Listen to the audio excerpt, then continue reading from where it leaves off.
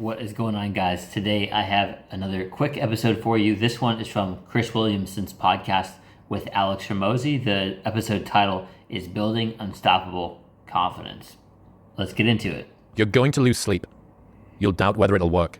You'll stress to make ends meet. You won't finish your to-do list. You'll wonder whether you made the right call and have no way to know for years. This is what hard feels like, and that's okay. Everything worth doing is hard, and the more worth doing it is, the harder it is. The greater the payoff, the greater the hardship. If it's hard, good. It means no one else will do it. More for you.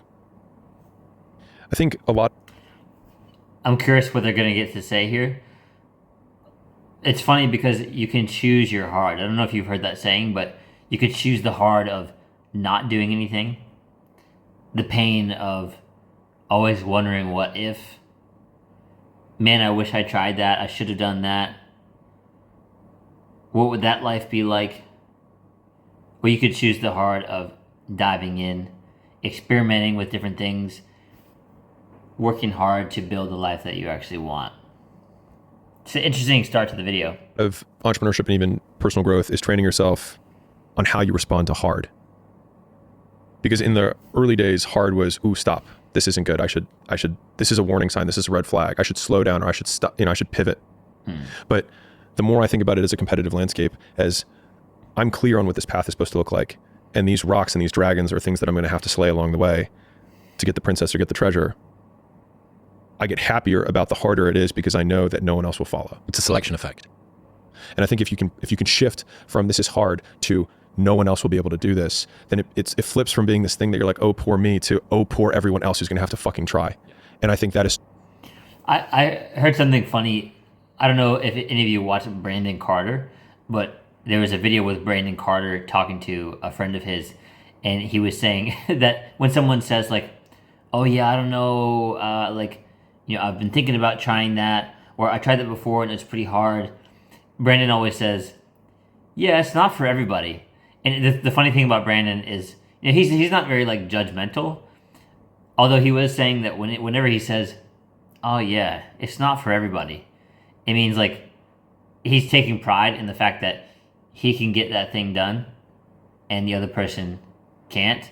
It's like a competitive thing, like sort of like a male competitive nature, which is kind of funny because like this is basically what Alex is talking about right now, like taking pride that he did the difficult task rather than giving up. Basically, like, oh, it's too hard, so they turn away and try something else. Because there's some people that will do that too, right?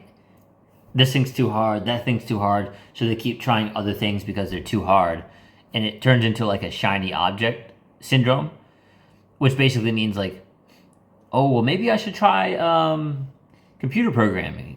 I don't know, this isn't really working out. Maybe I should try drop shipping. I don't know, maybe I should try crypto. Maybe I should try sales. Like they keep like bouncing back and forth with everything. And to some extent, I think figuring out what you really want to do and building skill sets, like that's good. But I think if you keep doing that stuff and giving up because it's hard, that's a completely different, I would call it an issue, right? Because like if you keep giving up on things, then it says something more about where you're at than the actual task at hand, right? You want to be able to accomplish more with your life. So much more motivating as a frame for the exact same... And I'm not saying to be necessarily the person like the stereotypical traditional person, right? Like where, for example, they spend their whole life doing one thing and they kind of wondered what if about other things, right? 'Cause I'm not necessarily saying be that person, because you don't want to be the person who's like, what if I was really interested in doing this other thing, but I spent all this time on this one skill and then never branched out ever, right? So they live sort of like a one-way, like a single-track life. Like, okay, well, now it's time to get student debt, and now it's time to get a mortgage, and now it's time to, work at this company for 50 years, right? It's like, yeah, or you could get a little more creative with your life, Circumstance. Yeah, that's awesome. I was thinking a lot about the lonely chapter that we talked about the last time. That was the best, most powerful idea I think that we came up with. And if you see there basically being no shortcuts toward getting the thing that you want, there are ways to be more and less efficient. And there are ways to do things with more and less of a positive disposition, which can actually make the journey feel an awful lot easier. But ultimately, if you assume that largely everyone needs to go through the same challenges that you're going through, every single difficult thing that you do is kind of like a massive wall that you need to get over. And you go, wow, fuck, I'm so glad that I've got over that wall. And think about how many people are going to be selected out. It's like the Hunger Games, you know? Think about how many other people are going to fall at that wall there. People only root for people who don't need it.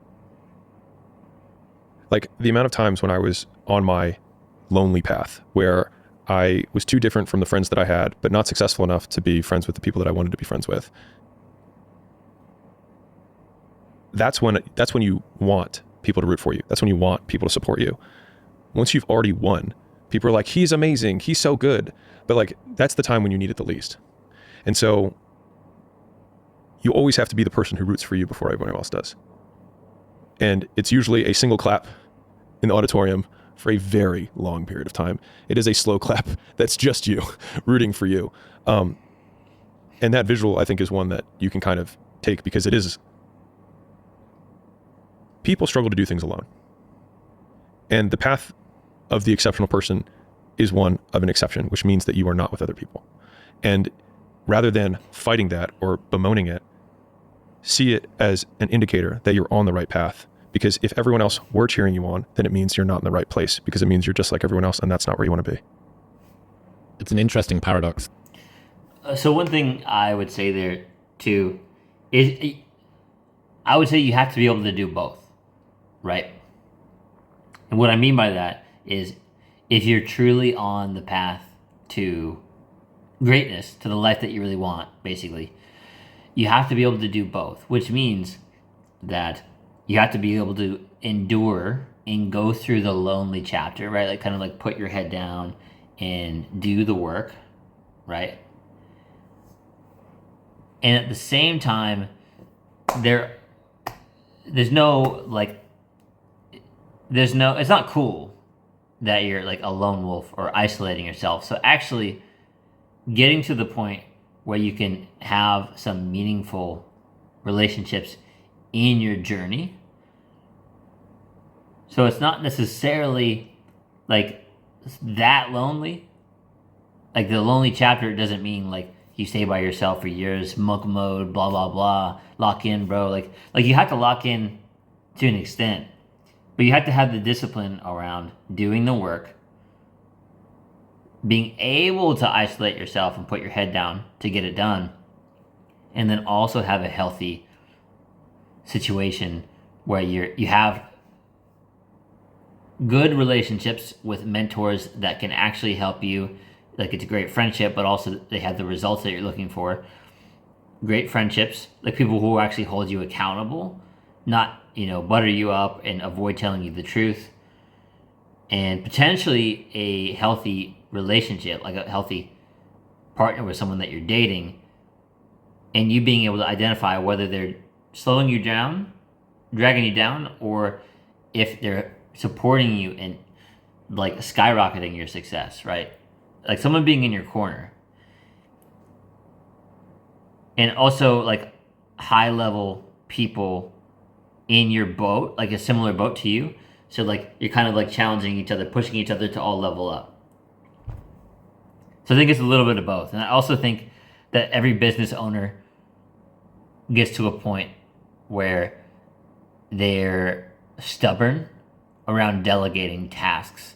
So they've been doing everything on their own. Maybe they've been betrayed in the past before. So they're afraid to bring on a teammate, right? Or hire people.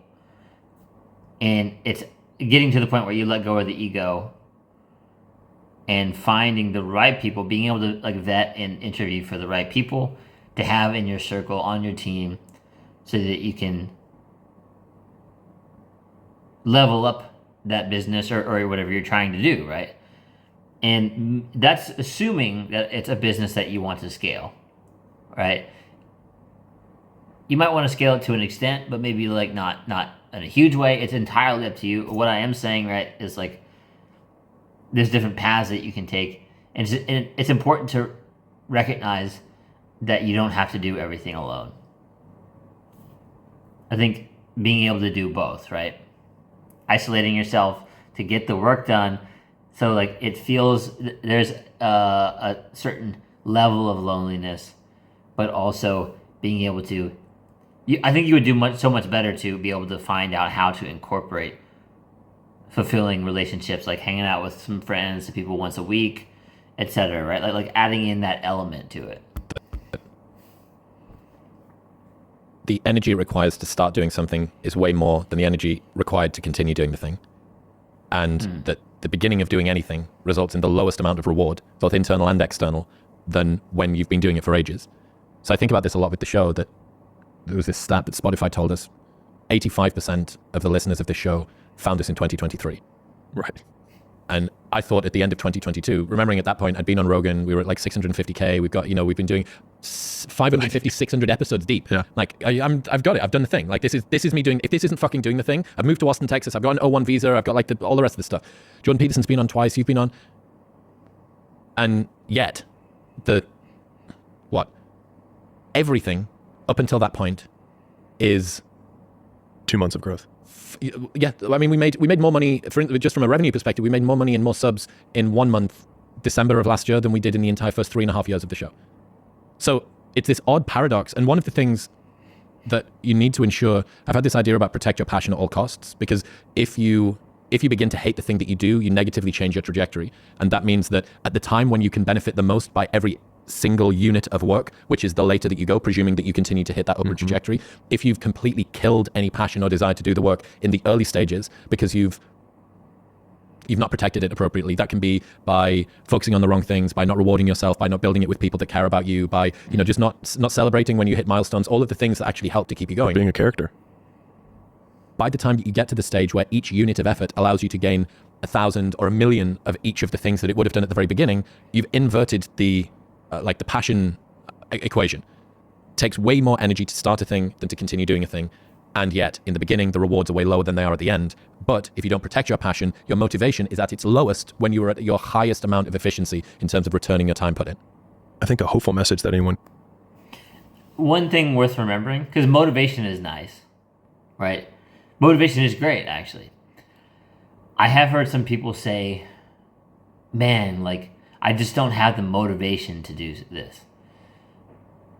And they apply it to anything, right? Like dating, going to the gym, going outside, right? Like starting their business, XYZ, so they stay stuck, right? And that's what happens when you rely on motivation. So I would say finding a balance where you're able to stay disciplined, like do the hard work, especially when you don't want to. Get up and go to the gym. Spend 30 minutes minimum on your plan to not work a 9 to 5 your whole life or something like that, right? Like putting in the small efforts to get in that direction. So not relying on motivation, because you'll be a slave to it your whole life if you do. And then also, I like what he was saying there about like the kinetic, basically it's not exactly the same, but like, the movement, like you're starting a business or whatever it is you're doing, like in the beginning, it's like the hardest to start.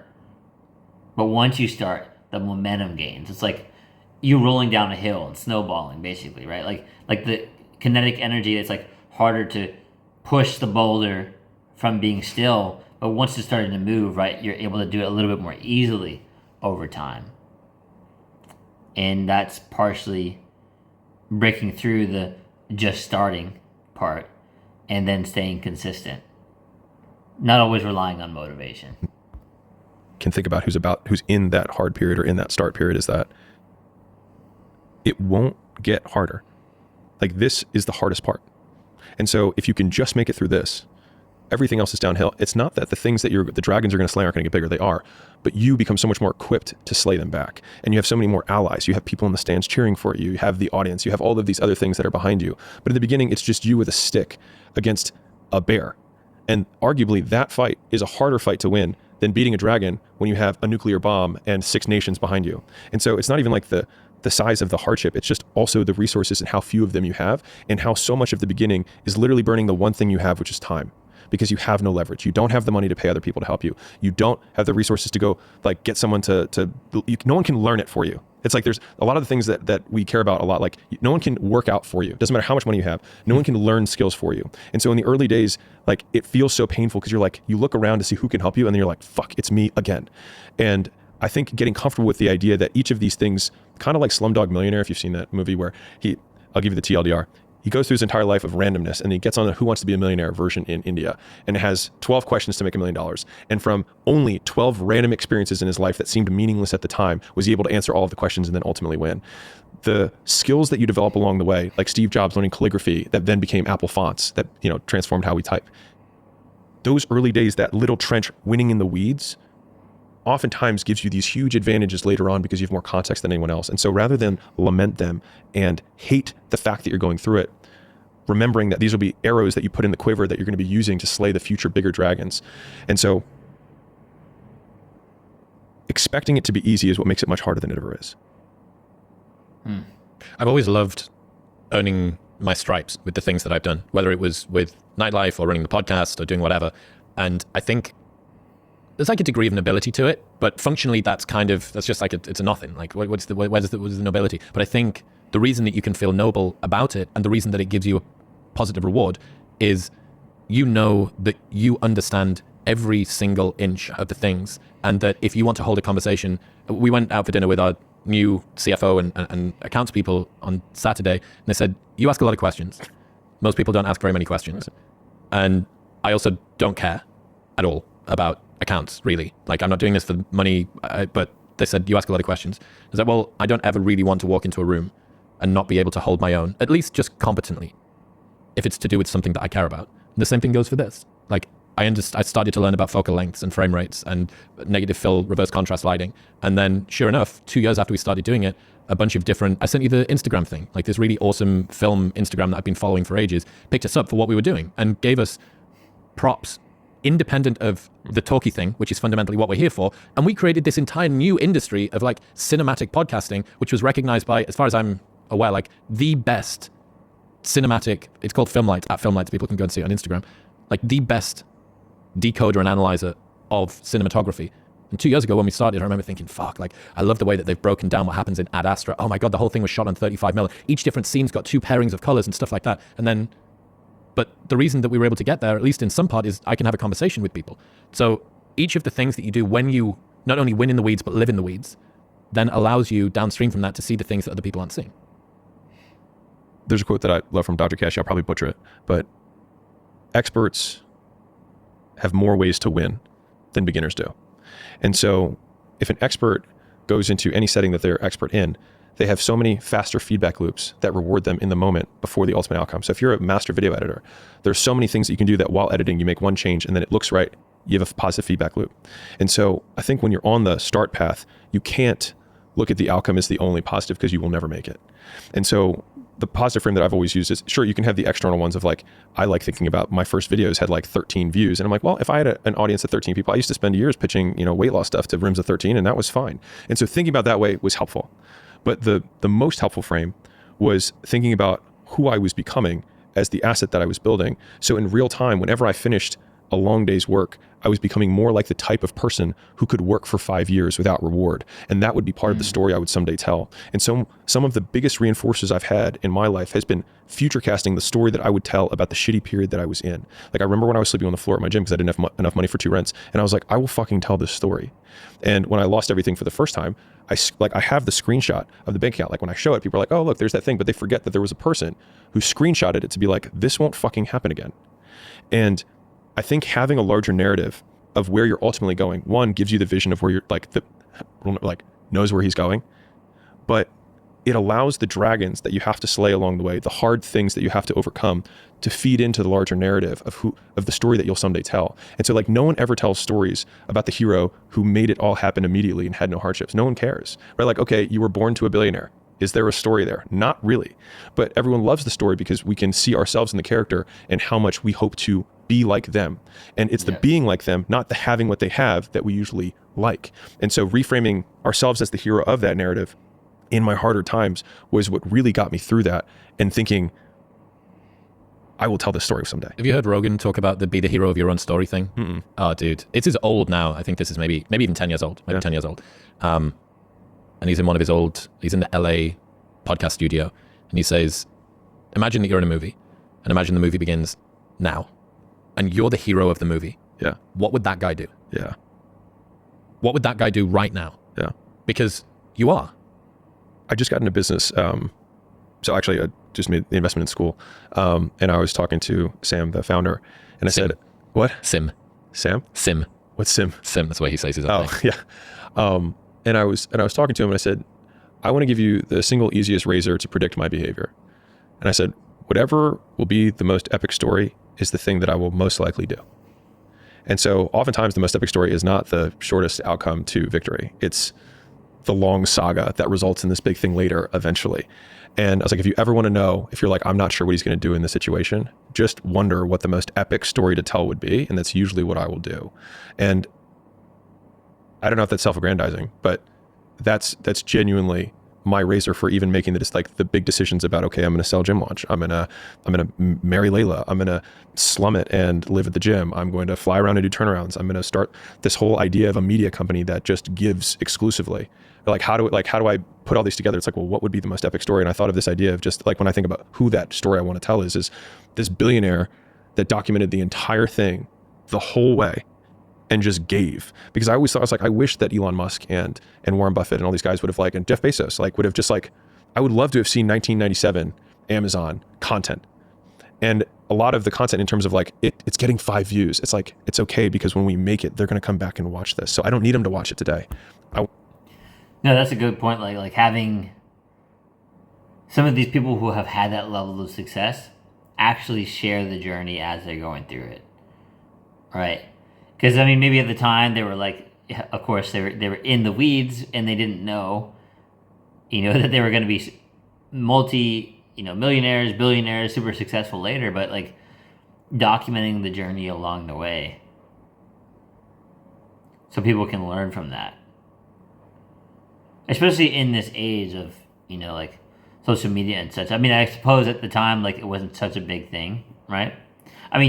Still, TV and film were a big thing, right? And so I documentaries, things like that. So that technically they could have documented all those things more, to be real. Because people still watch those things, of course. I know we've got YouTube now too.